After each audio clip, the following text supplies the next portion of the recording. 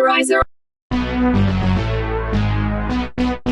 Sanibona kuma-episode ethu amabili, upart 81 nopart 82. La siqala khona kupart 81 ngesikhathi uRandall etshela u-Alex ukuthi akakhumule. Ethi u-Alex, phela Randall bengingasho ukuthi ngoba ngithi uyangifuna sekumele senze isex. Wathi uRandall, mina ngifuna kanjalo phela. Wathi u-Alex, ngiyaxolisa Randall, ngeke ngikwazi. Wathi uRandall, ngeke ukwazi noma ufuna. Wathi u-Alex, mina Randall bengifuna ukuthi sikhulume ngale nto ukuthi ngicela uyidlulise uzokwazi ukubona ingane yakho vele ila eduze kwamakhelwane. Wathi uRandall, ngithi Alex, khumula izinto oyigqokile mawuhluleka yilokho phuma la endlini yami yamathuluzi. Wathi u-Alex, mina Randall ngize la ukuthi sizokhuluma. Wathi uRandall, ucabanga ukuthi ukhuluma kuzolungisa izinto, phuma la Alex mawungafuni ukuhave sex nami. Wathi u-Alex, soyi-have sex Randall, kodwa hayi ngale ndlela, hayi manje. uRandall wathethisa u-Alex wathi phuma la. Wathi u-Alex uzama ukuncenga uRandall wabamba u-Alex emgxavuni wathi get out, wamkhiphela ngaphandle komnyango. Wathi uRandall, hamba ungaphinde ubuye la ekhaya. uNatalie wayehamba ebuya ngaseyitolo wethuka mayebona u-Alex eqhamuka ngasemva kwendlu kaRandall. Wathi uNatalie, Alex ungenelwe yini manje uzoqhamuka kwi-backyard kaRandall? U-Alex wabanjwa amalimi ngengizi ethi bengithi. Wathi uNatalie, awunawo amalimi Alex, khuluma. Wathi u-Alex, Natalie uRandall useyazi ngokushintshwa kwama-DNA result. Wethuka uNatalie wathi lesilima sesizwe ngobani manje? Wathi u-Alex, uBradley wakhipha ikhamera yayisendlini kaRandall wayitshela ukuthi disconnected kanti iyaqhubeka nokurekhoda. Kanti uBradley uzoyibeka endlini saqhubeka nokukhuluma kanti sizothi sikhuluma ngale nto ikhamera kaRandall yayirekhoda yonke. Wathi uNatalie, sinenhlanhla lesi silimo. Wathi uNatalie, manje ukusabisa ngokuthi uzokwenzani Alex? Wathi u-Alex, ungisabisa ngokuthi uzotshela uBradley. Wathi deke uNatalie wathi nje uBradley uyazi. Wathi u-Alex, ya uyazi uBradley kodwa wabanjwa amalimi. Wathi uNatalie, yini lo ngifihlelayo nongafuna ungitshela yona Alex? Wathi u-Alex, ukuthi angazi ukuthi kumele ngenze njani. Wathi uNatalie, kulula nje, wena into okumele uyenze ukuhambela kude noRandall. Wathi u-Alex, kwasho wena nje Natalie ukuthi angibohlanya njengaye? Wathi uNatalie, ngangingasho phela ukuthi ihambe iye kwi-backyard yomuzi wakhe, kangithi mkhombisa ukuhlanya uma ekusukela eza kuwena hhayi ukuthi wena uya kuyena. Wathi u-Alex, bengithi ngiyokhuluma naye for ukuthi angangenzi ngihlukane nengane yami ngihlukane noBradley agcine sengisena seyinkantolo seqhatha nodokotela. Wathi uNatalie, lento yokuya emzini kaRandall Alex ube wrong kakhulu, leyo nto ingakulahlekisela ngomshado. Wathi ngiyakuphindela Alex, hlukana noRandall nokuhlanya kwakhe. Ethi awucabanga ukuba ububone uBradley ngoba uqhamuka emva kwezindlu. Wathi u-Alex, okay ngiyakuzwa Natalie, nami kuzomele ngihambe. Ngesikhathi esehamba u-Alex esewongena emotweni yakhe. uLucian wafika kwiseli kaKelly ngenkathi ebiza uKelly embingelela embuza ukuthi unjani. Wathi uKelly, angikho right. Wathi uLucian, qina ube strong Kelly, nami ngizele ukuzokutshela ukuthi kade ngikhuluma no-Ian. Wathi u-Ian uzosisiza. Wathi uKelly, nami kade ngikhuluma noKhalo. Wathi uLucian, khohlwa indaba kaKhalo, u-Ian khona usizo azosilethela lo. Wathi uLucian, okunye Kelly kufanele sikhulume ngakho, ngifuna sikhulume mayelana noJustice. Wathi uKelly, ya wenzeni noJustice? Wathi uLucian, ngiyacabanga ukuthi uJustice angaba right uma engakhuluma nawe abonane nawe. Wethuka uKelly wathi eze la uJustice, ngeke Lucian, ngeke ngize ngiyivume leyo nto. Wathi uLucian, Kelly ngibona kuyindlela e-right mina ukuthi uJustice ezwe konke ngawe njengomzali wakhe kuwena okhuluma naye. Wathi uKelly, ngeke kukwazi Lucian, leyo nto izostressa kakhulu ingane yami ngibona ngivalelwe la. Wathi uLucian, Kelly ngibona lokho kuzokhulula uJustice ngoba kuthiwa kuyimanje akasenzi nakahle esikoleni, uwena ongamkhulula ngokuthi umvulele isifuba ngakho konke okwenzeka. Ngoba uJustice uyingane zamanje eyihlakaniphile, kufanele azi ukuthi kwenzakalani. Wathi uLucian, ngoba mayigcine engakubonanga ngempela uJustice uzogcina edidekile engazi ukuthi kwenzakalani, agcine seyithathele zakhe iy'nqumo zokucabanga kwakhe. Wathi uLucian, Kelly uJustice ingane yomfana uzigxeka yena. Wethuka uKelly ethi ukwazi kanjani lokho Lucian? Wathi uLucian, Kelly uJustice ingane yomfana mawucabanga wena wayevunyiswa yini ukuthi uyena wabulala uRamsey? Ingane yomfana uma ingekho ubaba wayo eduze kwayo iyayizame ngakho konke okusemandleni ukuvikela uma wayo. uJustice ufuna ukuyiveza ukuthi asize wena Kelly, mkhulule na umtshela amaqiniso. Uthi uKelly, manje ucabanga ukuthi ngimvumele eze la? Wathi uLucian, imvumele Kelly, kuzolungisa izinto lokho. Wathi uKelly, kodwa kuzoba buhlungu uma ngibona ngivalelwe kanje njengesilwane ezoo. Wathi uLucian, khululeka, ngeke akufice uvalelwe la, ngizozama uku-arrange ukuthi nihlanganele kwi-interrogation room. Wathi uKelly, okay Lucian, kulungile ningamletha. Wathi uKelly, ngingakwazi ukubhala incwadi uma ngilapha e-interrogation room? Wavuma uLucian. Wathi uKelly, ngizocela ungizamele ipeni nephepha Lucian ukuze ngikwazi ukubhala incwadi. Wathi uLucian, okay Kelly, ngizokutholela. Wathi uLucian, ngifuna ube strong Kelly, sula lezi inyembezi ey'sebusweni bakho ngesikhathi ey'sula uKelly inyembezi. Wathi uLucian, mase kufika uJustice angifuni ukhale kanje. Wathi uLucian, okay Kelly, ngisazokubona. Wathi uKelly, okay. Wahamba uLucian washiya uKelly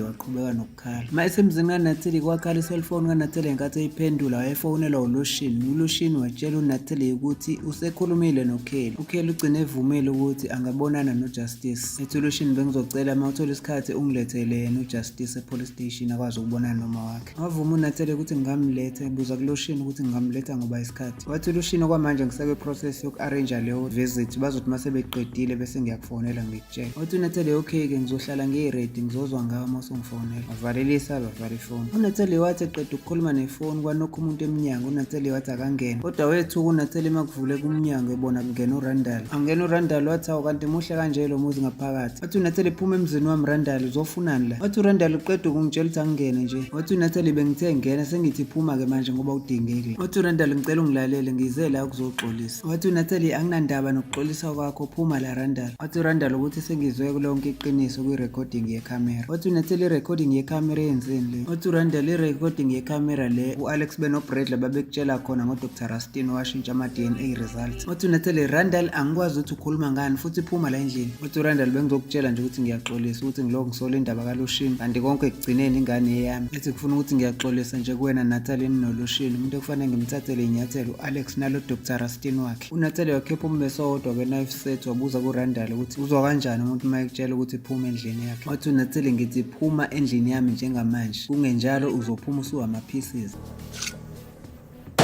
So you get your ass out of my house right now, or they will take you out of here in little bitty pieces. wathi uRandall ngoba ngifuna ukuphuma ngiyama-pieces sengiyahamba. ethi muhle kodwa umuzi wakho by the way, ngeke kusho ukuthi umama wakhona intombazane yakhulela egetho. ahleka waphuma wahamba uRandall. wasesiya epolice station. uLushini wayememeza u-Edward. owami u-Edward wathi kwenze njani lo? wathi uLushini uphumaphi u-Edward? wathi u-Edward bengisawubhema ngaphuza, bengisacabanga nokuthola intombazane edayisa ngomzimba. wathi uLushini msukungenza isilima Edward ngoba ngiyakwazi ukuthi ubuyephi. wathi u-Edward pho ngibuzelani uma wazi? wathi uLushini ufuna ukubona ukuthi ubuyephi? wathi u-Edward cha ngifuna ukubona. wathi uLushini bukala. ethi ngivulela ifayili wayivala u-Edward. wathi Lushini ubani okunika imvume yokusebenzisa ama-resources e-FBI ukutracker mina? wathi uLushini ngisebenzisa lama-resources ngokwekhesi yama-FBI vele yabantu abalahlekile. wathi u-Edward ngizokuphindela kangaki Lushini ukuthi uma ufuna ukwazi ngokunyamalala ka-Andrew buza ko-Uncle Rusty. wathi uLushini msukuqhubeka nokuzenza isilimo na-Edward ngoba uyangazi ukuthi angikhulumi ngo-Andrew la ngikhuluma ngoLarry. wathi u-Edward ubani? angimazi lo, ubani uLarry? wathi uLushini ngiya-understand ukuthi uLarry wakuhlambalaza manje usubone kungcono ukuthi upay revenge ngale ndlela yakho. wathi u-Edward wena Lushini wabona kahle ukuthi uRandall nalesa sitabani bangenzani, kodwa wathi kwamvikela sengifuna ukumdubula. wathi uLushini ngangizokuvumela kanjani ukuthi udubule umuntu futhi uzomdubula ngesibhamu sami? wathi uLushini Edward ayikho into eyanginyanyisa njengokutshelwa amabhosi ethu ukuthi kufanele mina nawe sisebenzisane ndawonye. wathi kodwa sengasale sengenza ngoba ngifuna umsebenzi. wathi kodwa le oyenze kuLarry iwubulima kakhulu. ngiyakhuza ngithi uma ungafuni ukungena enkingeni Edward, uLarry kufanele abuye akwazi ukubuyela e-ofisini lakhe aqhubeke nokwenza umsebenzi wakhe. wathi u-Edward kade ngikuphindela Lushini ukuthi angikwazi ukuthi ukhuluma ngobani. wathi uLushini angazi noma usofuna ngisende i-FBI squad yokhipha uLarry la umvalele khona. wathi u-Edward yenza okuthandayo Mr. FBI, ngithi umuntu olahlekile lo, uhlukana nami futhi wahamba u-Edward. wathi sehambile u-Edward emva kwakhe kwaqhamuka u-Esperanza. wathi uLushini kwenze njani Esperanza? wathi u-Esperanza nowakho lutho. wathi uLushini kade uhamba ufika uzulazula ujike la, mhlawumbe usujikajike about 5 times. wathi u-Esperanza uze wangibalela ukuthi kawu-5. wathi uLushini ya ufike kawu-5 unjani kanti yena? wathi u-Esperanza unjani ubani? wathi uLushini uKelly. wathi u-Esperanza ngambona uKelly kodwa ngisazombona, nami ngiqalaza uSteven akazombona noSteven. waphika uLushini wathi cha ubengakamboni Steven. wathi u-Esperanza ayikuthusini wena Lushini lento ukuthi uSteven avela nyamalale kanje. wathi uLushini kanti uSteven akathathanga ne-day off. wathi u-Esperanza kanti uthatha i-day off bengingakwazi-ke lokho. wathi uLushini khona ubefuna kusize ngakho engingakusiza ngakho mina. wathi u-Esperanza cha bengifuna ukuthi. wathi uLushini ubufuna ukuthini Esperanza? wathi u-Esperanza ukuthi bengike ngamfonela uSteven ama-calls ami akawaphenduli. wathi u-Esperanza kodwa never mind Lushini kathi esethi uyahamba u-Esperanza wahlangana no-Edward. wathi u-Esperanza ayikho into engizoyikhuluma nawe hlukana nami. wathi u-Edward injani i-boyfriend yakho entsha? wathi u-Esperanza i-boyfriend yami entsha ubani? wathi u-Edi ngisho uSteven uma ucabanga usazophinda umbona. wethuka u-Esperanza wathi uqonda ukuthini Edward uma usho njalo khona into oyenzeka uSteven yini? wathi u-Edward wengizothi ngiyenzelani? wathi u-Esperanza mangingake ngizwe noma ngithole ukuthi ulimaza uSteven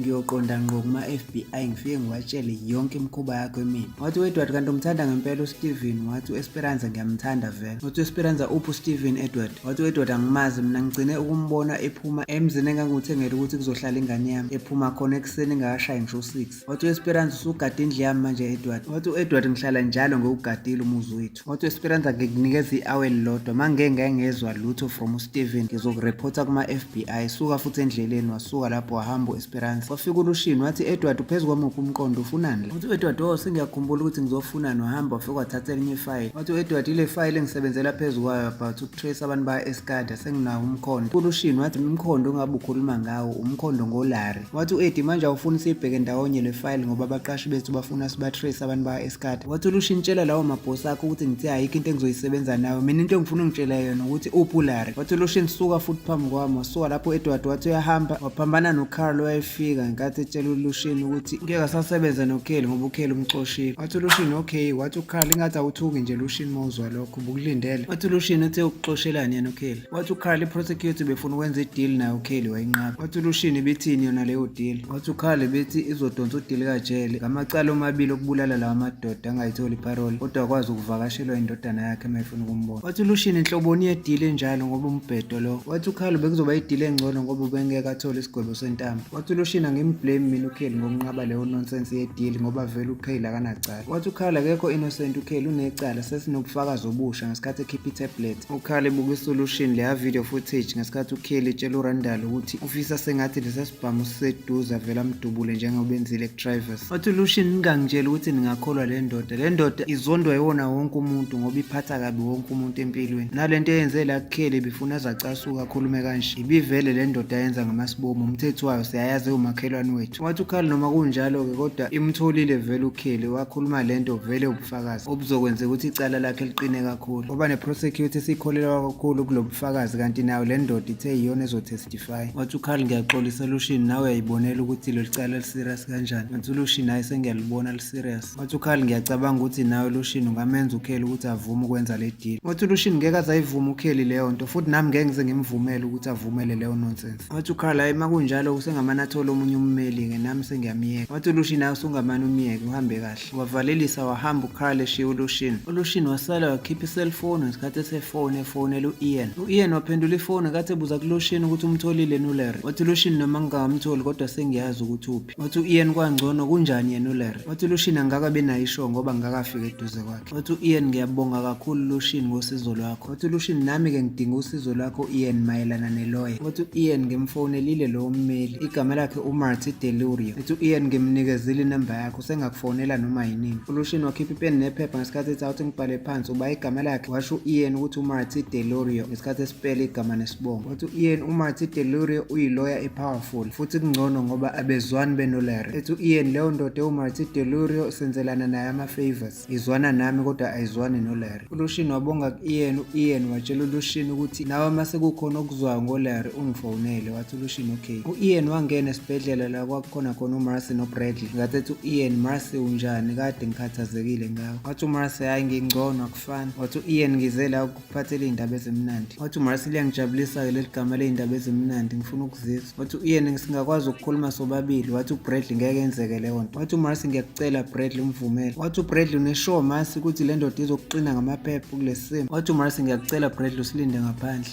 Waphuma uBradley wahamba. Wasala uMarcy wathi zithini lezo y'ndaba. u-Ian wanikeza uMarcy leyo file wathi ivule uyifundele. Wayivula uMarcy. Ngesikhathi uMarcy wabuka lawo maphepha edivorce wethuka wathi hayibo usayinile uRandall. Wavuma u-Ian ukuthi usayinile. Wajabula uMarcy wayihleka ngakholwa ebuza ukuthi kwenzeke kanjani. Wathi u-Ian, ngiyacabanga ukuthi uLarry khona indlela atrigger ngayo uRandall ukuthi awasayine. Wajabula uMarcy ngekathi ethi uyabonga kakhulu. Wathi u-Ian, nami sengiyiprocessile ngayifayile idivorce yakho okuchaza khona ukuthi usukhululekile ngokusemthethweni. Wajabula uMarcy ebonga ku-Ian. Wathi uMarcy, hayi indaba ezimnandi ngempela lezo. Wathi u-Ian, ngithe angiyizele mina ngikunika esandleni uthi noma usuye ekhaya uhamba usuzazi ukuthi usukhululekile. Wathi uMarcy, sengizizwa ngiyingcono ngiyabonga kakhulu. Wathi u-Ian, injani ingane? Wathi uMarcy, ngisalinde ama-results nami from udokotela ngikakezwa. Wathi u-Ian, okay ngizocela ukukushiya Marcy, ngingakwazi ukukufonela later. Wathi uMarcy, okay ungangifonela ayikho inkinga. Wahamba u-Ian evalelisa kuMarcy ukuthi bazoxoxa later. Uthe mayesehamba u-Ian wamiswa uBradley. Wathi uBradley, lalela wendoda, gcina ngci ukuza nalo mqondo wakho obhedayo ukuba ummeli la uzohlukumeza umuntu wesifazane vele seyinhlungwini. Wathi u-Ian, ukhuluma ngani? Wathi uBradley, uMarcy ula ngaphakathi uthandazela ukuthi ingane yakhe ayikhulelwe iphile angabi ne-miscarriage. Wena ubhizi uzomfuqa ngamaphepha okuthengwa kumuzi wakho. Selfish uyicabangela wena, wecabangela impilo kaMarcy. Wathi u-Ian, nami ngiyayicabangela impilo kaMarcy futhi bengingezile ngamaphepha omuzi wami la. Wathi uBradley, kokuqala umazi ngisho ukumazi uMarcy. Wathi u-Ian, ukuthi ngiyamazi noma ngimazi ngicanza kuhlangene nawe lokho. Wathi uBradley, okuhlangene nami ukuthi ngiyikhathalela impilo kaMarcy. Wathi u-Ian, makunjalo kusho ukuthi siyafana ngoba nami ngiyikhathalela impilo kaMarcy. Wathi u-Ian, futhi sala kanje ngijabulile ukukubona wabona Bradley wahamba u-Ian. Wahamba noBradley wabuyela ngaphakathi kuMarcy. Wathi mayengena uBradley wathi uMarcy uRandall ugcine wasayinile amaphepha edivorce. Odide kuBradley wathi le ndoda ibize ngalokho la. Wavuma uMarcy wathi yawu Ian ubengiphathele indaba ezimnandi zokuthi sengikhululekile. Wathi uBradley indaba ezimnandi lezo. Wathi uMarcy indaba ezimnandi kodwa ngisadidekile ukuthi benze kanjani ukuthi azasayine. Ngiyamazi uRandall ubengeke asayine amaphepha mayengekho ingqondo phezulu kwayo. Wathi uBradley kodwa indaba ezimnandi ukuthi usukhululekile. Wathi uMarcy phela ilokho vele kubalekile. uLucian wangena ngenkathi eseyohlangana noNatalie benoJustice. uJustice wabuza kuLucian ukuthi uphuma wakhe. Wathi uLucian ukhona ngizokuthatha siyombona. Wathi uJustice okay ungithathe ngoba ngifuna ukukhuluma naye. Wathi uLucian okay khululeka sohamba siyombona. Ngicela uhlale kancane lapha ebhenchini ungilinde ngisathi ukukhuluma noAuntie Natalie. Wahamba uJustice esewulinde ebhenchini. Wasala uNatalie ebuza kuLucian ukuthi mawucabanga iplan eright la ukuthi babonane. Wathi uLucian umama nendodana kubalekile. Wathi uNatalie lento izothatha isikhathi esingakanani. Wathi uLucian anginayo sure. Wathi uNatalie ukuthi ngibuzele ukuthi bengifuna ukuyolanda izingane zamantombazane kusesi1. Wathi uLucian khululeka ngahamba uyolanda izingane uJustice uzosala ezandleni zami. uNatalie watshela uJustice ukuthi okay Justice ngisahamba ngizobuye ngikubona. Wathi uJustice okay. Wavalisa kuLucian uNatalie wahamba. Wasala uLucian wathi awufuni sihambe kancane siyothenga noma ice cream. Wathi uJustice no ngifuna ukubona uma kuphela. Wathi uLucian ngoba basakulungisela ukuthi ubonane noma wakho asithi ukuzula kancane ngikukhombise nala ngaphakathi. Wasukuma uJustice weza kuLucian bahamba noLucian. Mase ku-interrogation room kaKaylee kwavule kumnyango wangena uLucian. uLucian wabuza kuKaylee ukuthi usuready ukubona umfana wakho. uKaylee wayisula inyembezi wavuma wathi ya usungamngenisa. Wathi uLucian okay ngizonishiya nibe nesikhathi seninodwa. Wavela emnyango uLucian wabiza uJustice. Wangena uJustice ngesikhathi bewubingelela noma wakhe behagana bekhala bobabili. Wahamba wabashiya uLucian ngesikhathi uJustice ebuza kuKaylee ukuthi uhlaleleni uvalelelweni la uzobuyela nini ekhaya ngoba yena uyamkhumbula. Ethi uKaylee ngiyazi ngane yami ukuthi uyangikhumbula nami ngiyakukhumbula. Ethi uJustice pho uvalelelweni la ngoba indawo yabantu abayigebengu leza usona isigebengu ma. Wathi uKaylee nami ngenza into wrong ngane yami. Wathi uJustice wenzani? Wathi uKaylee ngadubula uTravis. Wathi uJustice uyena wayekuhlukumeza nje. Ethi uJustice kanti wakufanele wenze njani? Wathi uKaylee wakufanele ngicela usizo kwangafanele ukuthi ngiyithathele umthetho ngezami izandla. uKaylee noJustice babuye bahlala phansi ngesikhathi uKaylee ebuza kuJustice ukuthi ngizwa kuthiwa usenze kahle esikoleni. Wathi uJustice angisafuni mina ukuya esikoleni ingane ziyangidelela. Wathi uKaylee kuzomela uye esikoleni Justice sibalekile. Wathi uJustice futhi angisafuni mina ukubuyela emzini kaAuntie Natalie ngifuna ukuhlala nawe la. Wathi uKaylee ngeke ukwazi ukuhlala nami la Justice. Kuzomela uyohlala noAuntie Natalie noUncle Lucian ngoba mina ngisajezisela into engayenza kuTravis. Kodwa mhla ngaphuma siyohamba siye ekhaya. Wathi uJustice mina ngiyi-understand yonke lento. Wathi uKaylee ngiyazi ngane yami ukuthi awu-understand. Wathi uJustice pho kuzomela ngenze njani? Wathi uKaylee bekezela ukuthi ngidlule kulesi simo engikusona. Ethi masithemba kuNkulunkulu uzolenza icebo lakhe ukuthi ngigcine ngiphumile. Esibhedlela wangena uDr Rustin ngenkathi efika kuBradley benoMarcy. Ebuza kuMarcy udokotela ukuthi usezizwe engcono yini. Wavuma uMarcy. uMarcy ebuza kudokotela ukuthi athini ama-results. Wathi kudokotela kunama-test awu4 ekufanele siwenze. Wathi kodwa sesiwaqedile amabili and imiphumela ithi kubukeka konke kuhamba kahle ngengane. Wajabula uMarcy wathi uyabonga ukuzwa lokho. Wathi udokotela sesilinde lama-test amabili okugcina akazositshela ukuthi kwenzakalani. Wathi uDr Rustin kodwa wena Marcy kuzomela uyeke ukustressa kakhulu ngoba ama-results ayasikhombisa ukuthi ustressed. Wathi uDr Rustin ngizobuyela back kuwena Marcy mase ngiqede wonke ama-test. Wathi uMarcy okay. Wahamba uDr Rustin wabashiya. Wasala uBradley wabuza kuMarcy ukuthi uyizwile kuyindaba ezimnandi ukuthi kufanele urelaxe nawe. Wathi uMarcy yangizwile kuzomela ngizame ukurelax. Babambana uMarcy noBradley ngesikhathi uBradley etshela uMarcy ukuthi uzoba right. Besabambene kanjalo kwavela uDr Rustin emnyango wacela uBradley ukuthi ucela ukukhuluma naye ngaphandle. Wethuka uMarcy ebuza kuDr Rustin ukuthi kumayelana nani. Wathi uDr Rustin khululeka Marcy ngizokukhuluma noBradley kumaqondana naye. Wahamba uBradley ngenkathi sebephuma benoDr Rustin. Sebengaphandle wabuza uBradley ukuthi uright ngempela uMarcy. Wathi uDr Rustin njengoba ngimtshelile naye ukuthi ngisengilindele ama-test okugcina amabili. Wathi uDr Rustin ngizokubuza la Bradley ukuthi yini ekuhlanganisa nalomuntu wesifazane kuthiwa uMarcy. Wathi uBradley uthini manje? Wathi uDr Rustin ngiyazi ukuthi akuyona indaba yami kodwa njengoba ngiwudokotela kaMarcy ngiphinde ngibe udokotela kankosikazi wakho uAlex kumele ngazi ukuthi yini engidila nayo la. Wathi uBradley awudili nalutho ngoba ngishade noAlex uMarcy umngane. Wathi uDr Rustin noma umngane kodwa ubonakala usondelene kakhulu naye. Wathi uBradley ngiyadideka Dr Rustin wena ungenaphi kulento? Wathi uDr Rustin ngingene ekutheni senginaze iminyaka noAlex kanti futhi sengithole nemessage ukuthi uAlex uza khona la esibhedlela kuthiwa useseduze futhi. Ethi udokotela okunye kwalokho bengifuna ukukutshela khona ukuthi uAlex uyeza. Wathi uBradley ngiyabonga ngokungazisa. Bathi besakhuluma kanjalo uBradley noDr Rustin kwaqhamuka uRandall. Wavele wanxapha uBradley ngenkathi kuza uRandall. Wafika uRandall wabuza kuDr Rustin ukuthi ngabe wena uDr Rustin. Wavuma uDr Rustin. Wathi uRandall ngabe uyile sifebe esashintsha ama-DNA results for indodana yami. Wathi deka uDr Rustin ethi uthini? Wathi uRandall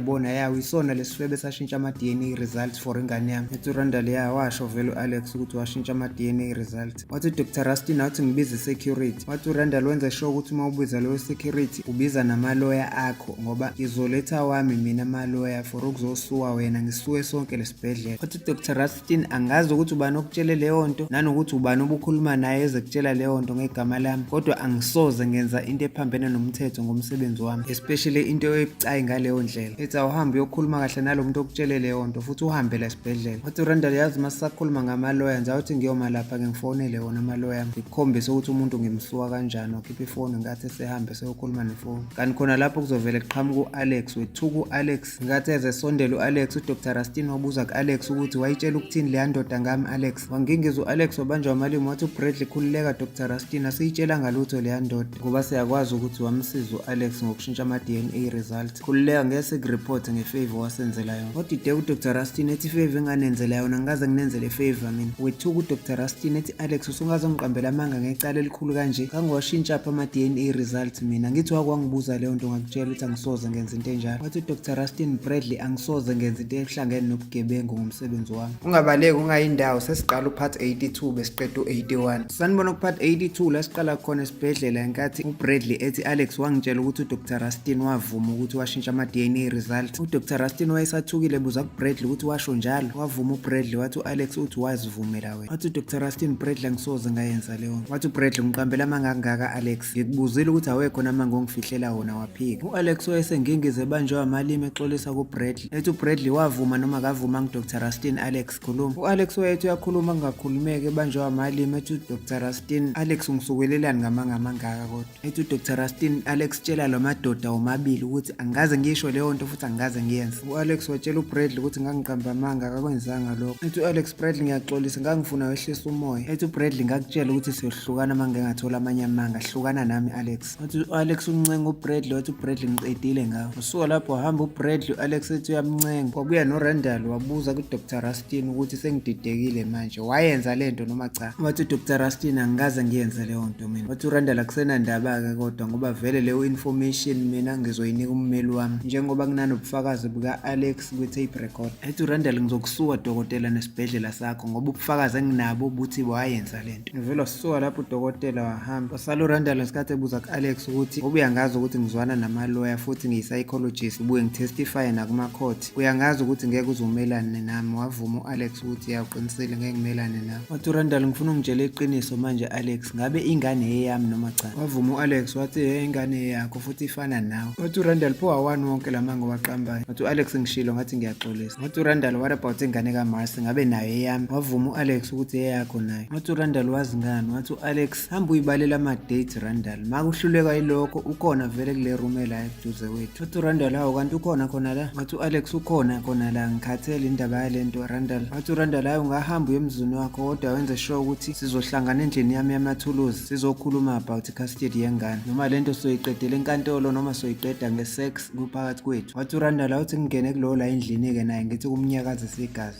Wangena uRandall wethuka uMarcy ethi ufunani la. Wathi uRandall ungayisho kanjani leyo nto ngizocheck unkosikazi wami. Wathi uMarcy ngithi Randall phuma la endlini. Wathi uRandall wena ungeniselweni la esibhedlela umzimba wakho awukwazi ukumelana ne-stress ngoba phela sesincane i-stress engikwenzela sona ngisazokustress ngoba ufuna ukuvuma ukuthi ingane yami ngibe ngikwazi kahle ukuthi ukhulelwe ingane yami. Wathi uMarcy akuyona ingane yakho lengiyikhulelwe Randall. Wathi uRandall ingakho ngizokustress uzoyi-miscarriage le ngane ngoba ngabe uyavuma ukuthi ingane yami khona izokhula inempilo. Wathi uMarcy akusiyona ingane yakho le. Wathi uRandall ukhulelwe ingane yami ungitshele lonke iqiniso u-Alex. Wathi uMarcy ngoba ungamazi u-Alex ukuthi unamanga. Wathi uRandall ngiyamazi vele u-Alex ukuthi unamanga kodwa nami ngiyibalela ngithe mangibala ngathola ukuthi ukhulelwe ingane yami. Wathi uMarcy ngoba uyaphupha qhubeka nokuphupha. Wathi uRandall vele bekuyiphupho lami ukuthi ingane zami zombili izokhulela emzini wami ngiyikhulise as a single father oma bazo beyofela. Wathi uRandall ngisahamba ngizothi ukudlule e-ofisini lika-Larry ngimcheck ukuthi akakabuye. Wathi uMarcy usalandelelana nami ngoba vele sesidivosile mina nawe. Wathi uRandall sidivose nini. Wathi uMarcy wawasayina nje amaphepha. Wathi uRandall angaze ngisayine maphepha mina ucansi ngavele ngikuyeke kanjalo nje uhambe. Wathi uRandall mina into engayisayinisa uLarry wama wathula wacabanga uRandall. Wathi kungenzeka nokuthi le nje uLarry bengenza isilimba nxapha uRandall wayesecasukile sephuma esesheshe. uLucian wangena kwi-interrogation room kaKelly ngekathi ebuza kuKelly ukuthi bekunjani ukuhlangana noJustice. Wathi uKelly kube isikhathi esifishane vele wakukhala uKelly wathi ngaze ngayiphoxa ingane yami umanje ziyayihleka ezinye iy'ngane ingane zalo umama umbulala. uLucian wayekhuza uKelly uthi wayeke ukukhuluma kanjalo ngoba iy'ngane ziyohlezi ziyingane. Wakhala uKelly wathi ngeke ngiyimele lento Lucian. Lucian wayebhizi encenga uKelly ukuthi akathula angakhali. Lethi uLucian akathula asule inyembezi ngoba kukhona umuntu amlethele yena ozombona. uKelly wabuza kuLucian ukuthi ubani. Wathi uLucian ngeke uzumbone phela uney'nyembezi kanje. Wasule iy'nyembezi uKelly. Wathi uLucian ngikutshelile ukuthi zama ukuba strong, ngiyazi kunzima.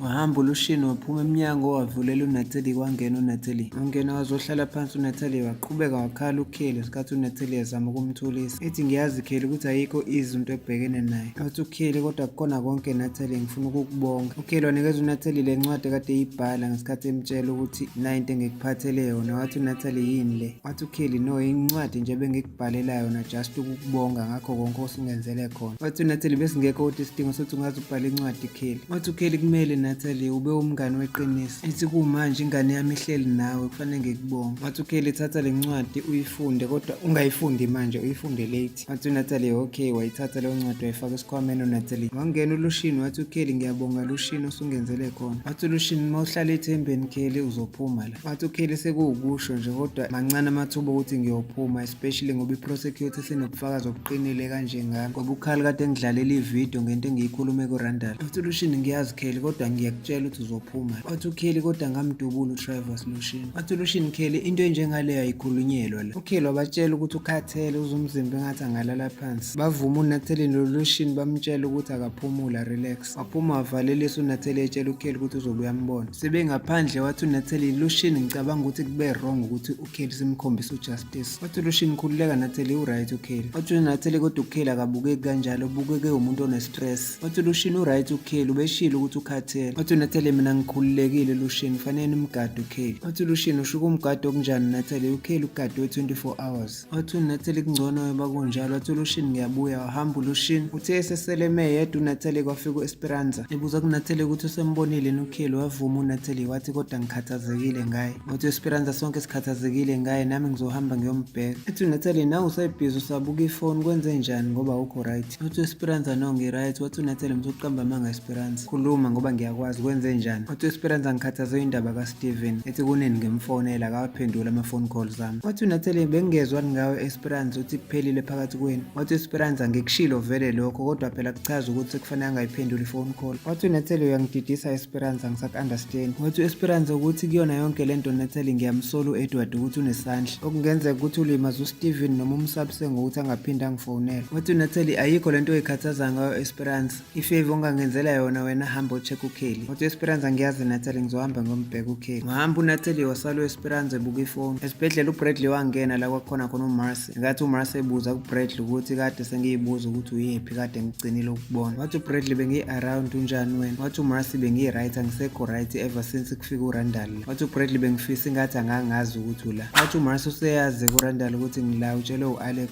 Wethuka uBradley ethi utshele uAlex. Wavuma uMarcy wathi ya uAlex umtshele nanokuthi ngikhulelwe ingane yakho uRandall. Wathi uBradley ngikhathele ngempela ke lento kaAlex manje. Wathi ngiyamshiya kasale kanjalo noRandall wakhe ngeke ngiphinde ngibuyele kuAlex. Ethi kumanje uqambelelo dokotela osebenza la amanga ethi washintsha ama-DNA result udokotela akayazi yonke leyo nto. Ethi ngeke ngamnika ithuba uAlex lokuthi avume wonke amanga sakangiqambela wona. Ethi uhlulekile ukuvuma amaqiniso. Ngiyahamba ngiyothatha isikhwama sami nempahla zami ngipakishe yonke into yami ngihambe lapha ngimshiye. Ethi uMarcy phozo yohlala lapho. Wathi uBradley ngifuna ukubuyela kule ndlu yethu na ukuthi indawo yami isekhona. Wathi uMarcy isakhona indawo yakho. Wathi uBradley le boyfriend yakhe siyazi khona la uhlala khona. Wathi uMarcy boyfriend yiphi? Wathi uBradley lo Ian. Wathi uMarcy angikwazi uthatha futhi boyfriend yami ngoba kuyona boyfriend yami. Ngamsiza ekuthengeni umuzi wangibonga ngokudla idina once or twice kodwa futhi lokho akumenza ukuthi abe boyfriend yami. Wathi uBradley ngiyakuzwa kodwa ngiyacabanga ukuthi uyakuthanda uIan. Wathi uMarcy angikwazi ke lokho. Ethi mina into engisayicabanga ukuthi uRandall wasayine kanjani amaphepha edivorce ngoba kufani naye. Ethi futhi mawukuthi usayiniswe ngendlela angayi-understand uzohlanya kakhulu uRandall. uMarcy wavela wakukhala kakhulu ngeyinhlungu esiswini. Ngathi uBradley mbuzo ukuthi uright yini. Wathi uMarcy no angikho right ngicela ngibizele udokotela. Wagijima uBradley sewubiza udokotela ekhala ngeyinhlungu uMarcy. uEsperanza wangena ngesikhathi efica uLucian ethi uhambe wabuya uzophika futhi ukuthi uhamba ubuye. Wathi uEsperanza khona into engifuna ukuyikhuluma nawe Lucian ngicela unginake. Wathi uEsperanza ngikhathazeke ngoSteven Lucian. Wathi uLucian ngikutshelile ngathi uSteven u-off. Wathi uEsperanza ngiyazi ngitshelile lokho Lucian kodwa into engithusile ukuthi uEdward ungibuza ukuthi mangicabanga ngisazophinde ngimbone noSteven. Wathi uLucian wena mawucabanga uEdward khona into ayenze kuSteven. Wathi uEsperanza angimazi u-Edward umenzeni uSteven kodwa sobabili siyamazi ukuthi u-Edward uyinhloboni yomuntu. Wathi uLucian uma ukhuluma ngoSteven khohlwa ukuthi u-Edward khona into angayenza kuSteven ngeke azalunga. Wathi u-Esperance ubuke kungakhathazekile nje Lucian ngalento. Wathi uLucian vele ngikhathazekile ngoba ngiyamazi uSteven. Wathi u-Esperance Lucian siyamazi u-Edward ukuthi unjani. Wathi uLucian izwa njengoba ngikutshela Esperance u-Edward angahlukumeza bonke abantu abakhona emhlabeni kodwa for ukuthi athinte mina noSteven into engasoze yenzeka le. Wathi u-Esperance sikhuluma ngo-Edward la Lucian. Wathi uLucian ngikutshelile ngathi uSteven u-off. Mase ngimfonela uSteven ephendula ifoni uzoqala manje ukhuluma ezinye izinto. Wathi u-Esperance umfonele ngefoni yakho uSteven Lucian uzobona ukuthi ifoni ngeke azayibambe. Wathi uLucian okay buka ngikukhombisa ukuthi uzoyibamba. Wafona uLucian ngesikhathi esefonela uSteven. Babingelelana uLucian noSteven ngesikhathi esethukile u-Esperance ukuthi uSteven uyaphila. Ethi uLucian bengithi angikucheck nje ukuthi wenzani. Wathi uSteven ngichithile isizungu ngokudlala igolf. Wathi uLucian uyipholele nje golf park. Wathi uSteven yami angingasebenzi phela kufanele ngibuye ngiyoshawa umoya. Wathi uSteven kwenze njani Lucian ngoba ungifonela. Wathi uLucian no bengifuna ukukuchecka. Wathi uSteven no khona into ekhona. Khuluma iqiniso ukuthi ungifonelelani Lucian. Wathi uLucian bengikuchecka ngempela Steven ube right qhubeka udlala igolf. Ethi uSteven ngabe uthunywa uEsperance ukuthi ungifonele. Wathi uLucian ngithe bye bye. Ethi uSteven ngiyazi ukuthi uthunywa uEsperance wavala ifoni uLucian. Wathi uEsperance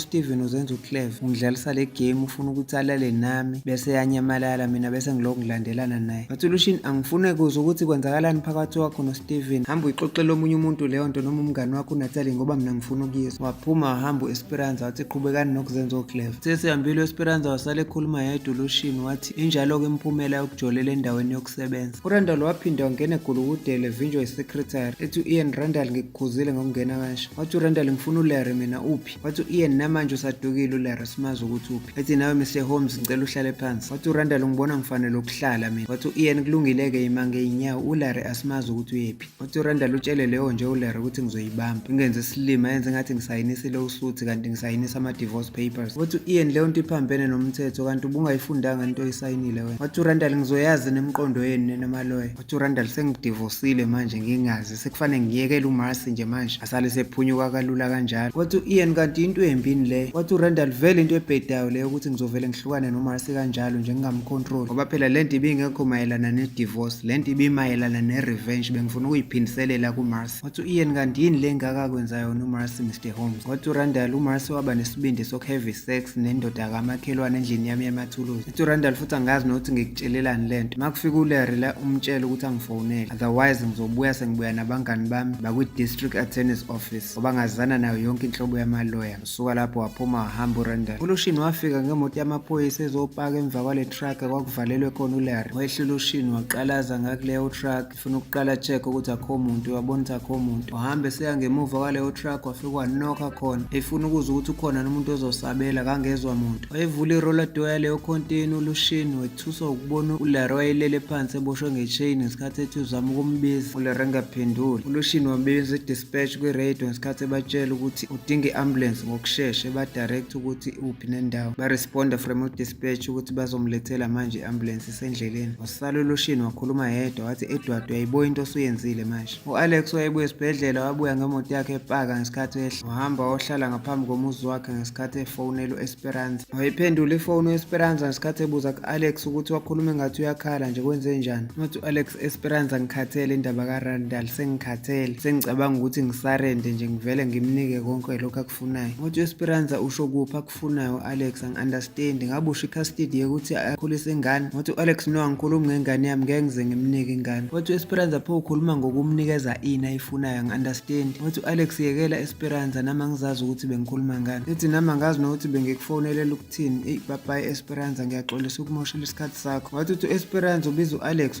wavalisa wavala ifoni. Esibhedlela uDr Rustin wayebuza uBradley ukuthi kuhamba kanjani ngoMarcy. Wathi uDr Rustin Bradley ngiza neindaba ezibuhlungu uMarcy ilahlekelwe ingane. Wathi uBradley dokotela ubusinika amathemba nje ukuthi ubonakala ngekho nkingi. Wathi udokotela besisalindele ama-test okugcina kuyiwona asitshele ama-results a-final ukuthi ingane uMarcy ube naleyo miscarriage even before sithole lawo ma-results. Wathi uBradley siyabonga Dr Rustin ngakho konke okwenzile imizamo yakho. Wathi uDr Rustin ngiyaxolisa nango-Alex Bradley. Wathi uBradley ungakhulumi ngegama lalowo muntu. Waxolisa uDr Rustin wathi ucela ukuthi bangene bobabili noBradley bayomtshela uMarcy. Bangena bobabili uBradley nodokotela sebezotshela uMarcy indaba ezibuhlungu. Wathi udokotela Marcy ngiyaxolisa. Wathi uMarcy uqonda ukuthi ngilahlekelwe ingane. Wavuma uDr Rustin. Wathi uMarcy ngifuna ukuhamba ukuhamba ngiye ekhaya. Wathi udokotela ngeke ukwazi ukuhamba manje Marcy. Wathi uMarcy angifuni ukuhlala la Bradley, ngicela ungithathe ungise ekhaya. Wathi uDr Rustin, Marcy kuzodinga sithi ukukugcina kancane ukuze ukwazi ukuhamba usu-right 100%. Wathi uMarcy le nje uRandall ingistresse ngamasibomu ngoba ibingifuna ngifile. Ngize ngiphuphumela isisu ngenxa yakhe uRandall, into vele abeyihlosile leyo kuyenza. Wathi uMarcy ngifuna ukuhamba. Wathi uBradley, uthi udokotela kufanele ukuthi ukuhlala. Wathi uMarcy ngithi ayikho into engizoyihlalela lesibhedlela. Wathi uBradley okay Marcy, ngisawusondeza imoto. Wahamba uBradley noDr Rustin waphuma wahamba wasala uMarcy wakhala kakhulu. Kwelinye iwodi esibhedlela uLoshini wayemile ngaphambi komnyango ngesikhathi kufika uEdward ebuza kuLoshini ukuthi ungibizelani Loshini, ngibhizi ngale. Wathi uLoshini ukuthi ngifuna uzobona ukuthi sigcine simtholile. Wathi uEdward ubani? Wathi uLoshini lunguza la ubone ukuthi ngikhuluma ngobani. Walunguza uEdward wabona ukuthi ukhuluma ngoLarry. Wathi uLoshini okumnandi ukuthi uvukile uphapheme kanti futhi uyakwazi nokukhuluma kahle. Wathi uLoshini ngena la ngaphakathi. Wathi uEdward ngeke ngize ngingene, ngizongenelani? Wathi uLoshini ukuthi uLarry ufuna ukwenza statement ngoba usitshela ukuthi kade ethunjiwe futhi akasitshelanga ukuthi ubethunjwe ubani, so ingakho ngifuna ungene ngibone ukuthi uzoreacta kanjani manibonana. Wathi uEdward mawucabanga ukuthi ngizosaba ukungena-ke ngiyangena. Wangena uEdward kule wodi ekulaliswe khona uLarry. Ngathi bengena ngaphakathi befica uSteven wayeme eduze kaLarry. Wathi uSteven kuLarry, usungakwazi ukusitshela ukuthi kwenzakaleni? uLarry wacela amanzi wamnikeza uSteven. Wathi uEdward womele namanzi? Wavuma uLarry wathi ya Officer Willis ngomele amanzi. Wathi uEdward ayikusho ukuthi bekushisa-ke kuleya truck. Wathi uSteven waze ngani ukuthi ubesetruckini Edward? Wathi uEdward no, ngiyayicabangela nje. Wathi uSteven, Larry usungakwazi ukusitshela kwenzakaleni? Wathi uLarry bengidlala amagame esex yokuba gay nabanye abantu, so ezinye izinto azangahamba ngendlela. Wathi uSteven uqonda ukusitshela ukuthi ubungathunjiwe? Wathi uLarry cha bengingathunjiwe. Wathi uSteven hayi-ke makunjalo kusho ukuthi asidingeki la. Wathi uLarry hayi anidingeki. Ngesikhathi sebehamba uSteven noLoshini uLarry wamisa uEdward wathi Officer Willis ngicela ukukhuluma nawe kancane. Baphuma uSteven noLoshini wasala uEdward sebesele. Wathi uLarry ngifuna ukukukhombisa ukuthi ngubani mina. Ethi njengoba ngiphika kulamaphoyisa ukuthi bengithunjiwe ingoba ngifuna kube yimi nawe, izinto izokwenzeka ngendlela yami, uzobona ukuthi i-revenge ngiyipheya kanjani mina. Wathi uEdward akekho umuntu opheya i-revenge kumina, at least usuyalazi-ke igama lami ukuthi ngu-Eddie mina. Akekho umuntu odlalisa mina igame kodwa yimina engidlalisa umuntu igame. Ethi uLarry ngiyazazi emehlweni akho ngibukeka ngisoft, uzobona ukuthi nginomlando mina wakwenza izinto zingakholakala ukuthi yimina ebengizenza. uEdward wavela wasuka lapho wahamba. Uthe mayephumela ngaphandle waficela into uLoshini noSteven. uSteven benoLoshini bethi Edward mawucabanga ucansi asibone ukuthi kwenzakalani la. Wathi uEdward ukuthi niyabona noma nibone ukuthi kwenzakalani, qhubekani nibukele ishow yami ebizwa nge-Eddie Show bafana. Keep watching the Eddie Show, boys. Suka lapho wahamba uEdward wabashiya bemile. Imoto kaRandall yafika emzini kaRandall ngesikhathi uRandall ebuka uAlex wayehleli ngaphambi komuzi wakhe. Wasuka lapho uAlex wahamba eseya kuRandall wayehle emotweni. uAlex akangakhuluma noRandall wadlula uAlex. uAlex elandelwa uRandall kwafika kwama imoto kaBradley ngenkathi babuka belandelana bewusithele emva kwendlu. uBradley wasusa imoto yakhe waqhubeka wahamba. uAlex wayezongena endlini kamathuluzi. uAlex wahamba wayovala emnyango. Ngobuye uAlex wazoncika ngetafula ngenkathi etshela uRandall ukuthi Randall sengikhathele. uRandall ngesikhathi ebamba uAlex eshona phansi uAlex wathi yini le nuka ngathi upetrol? uRandall wethuka wathi ya lo petrol unuka kangaka unukaphi? Bathi besathuswe ukunukelwa upetrol bezwa bekhiyelwa umuntu ngaphandle emnyango. Esechelini indlu yamathuluzi kaRandall ngopetrol esebalayithi bakhiyeleka ngaphakathi. uAlex noRandall yavutha indlu yamathuluzi yayichilwe ngopetrol.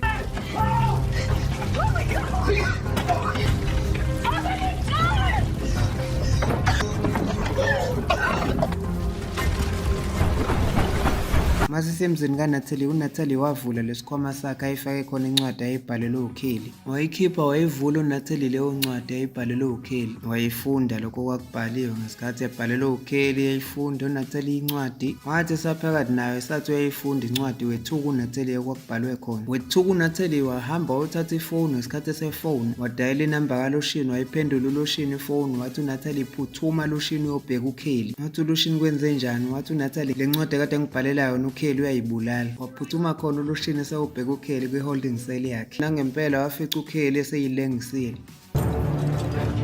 God! Give me some help! Give me some help! Give me some help! Siyayibeka lapha namhlanje ungaphuthelwa episode elandelayo so-uploada kungekudala.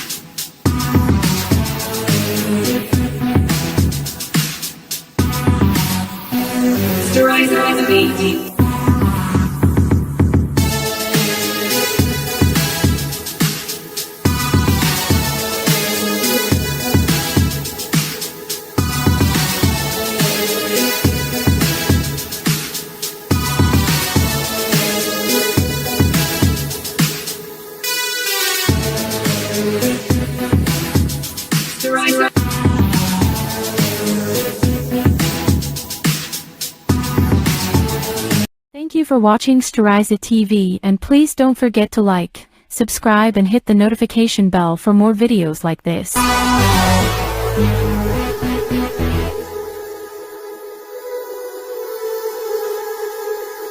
Steriza TV.